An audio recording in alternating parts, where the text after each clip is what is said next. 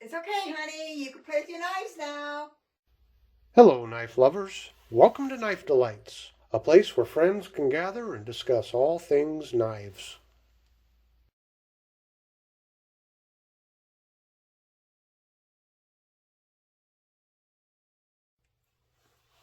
Well, we're looking at a made in the USA Imperial diamond edge two-bladed jackknife. But before I get to the knife review, I'd just like to let you know about a channel called J.O. Ventures Outdoors. I know if you like the content here on Knife Delights, you're going to like the content on that channel. So head on over to his channel and check it out.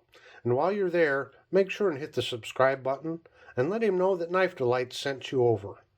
I'll leave a link to his latest video in the description box. Okay, now to the knife.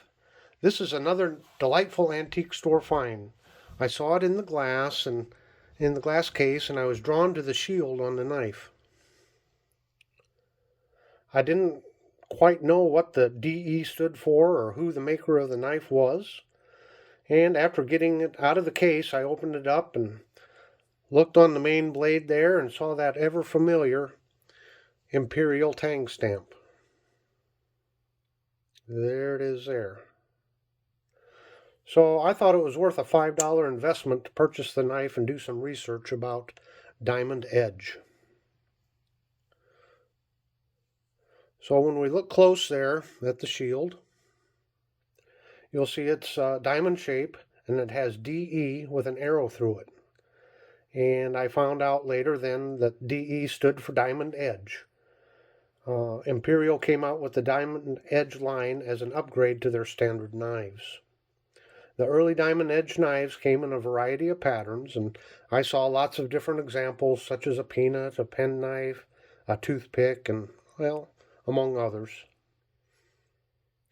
Some of the knives even sported jig bone handles and had diamond edge printed on the main blade. Yep, they had it printed all the way across in big, big letters. Now, please, again, as always, do your own research. But in studying up on the Diamond Edge trademark, it appears that Shapley Hardware used the Diamond Edge trademark from 1864 to 1960. Diamond Edge was also used by the Norville Shapley from 1902 to 1915 and by Val Test from 1960 until 1965. In 1967, Imperial acquired the trademark.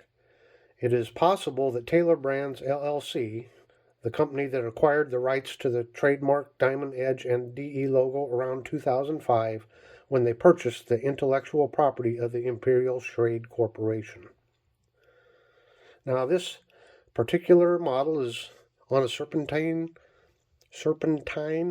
frame, and it has rounded, grooved nickel-silver bolsters.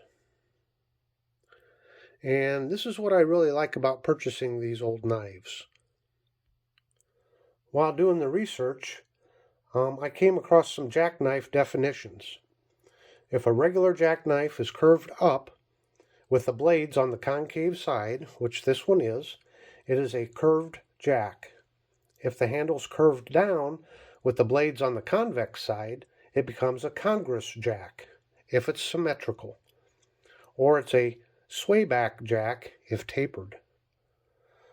Swell center serpentine has blades pivoting at the narrow end and round cap bolsters. In the western states, it might be called a Eureka pattern. Now, this list is not complete, but who knew there were so many different jackknife patterns? So, this knife in particular has a closed length of about 3¼ inches.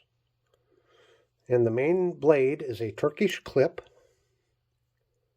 And it has about a 2-inch cutting edge. And the secondary blade is a pen blade with about 1¼ inch cutting edge.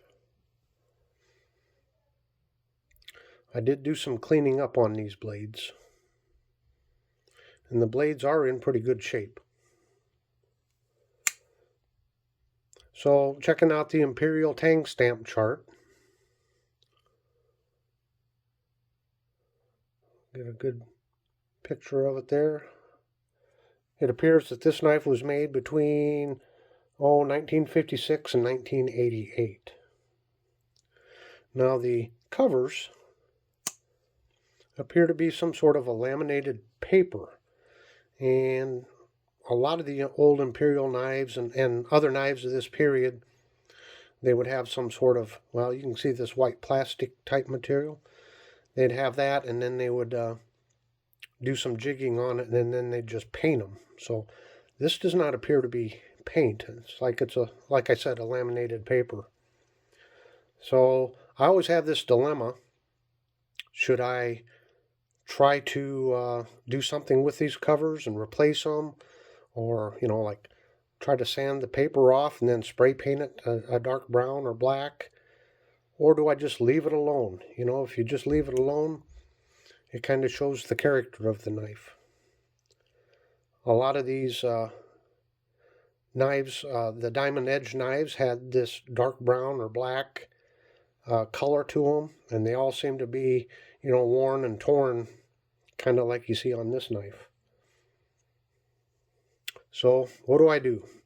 Leave it alone or try to make it look fancy?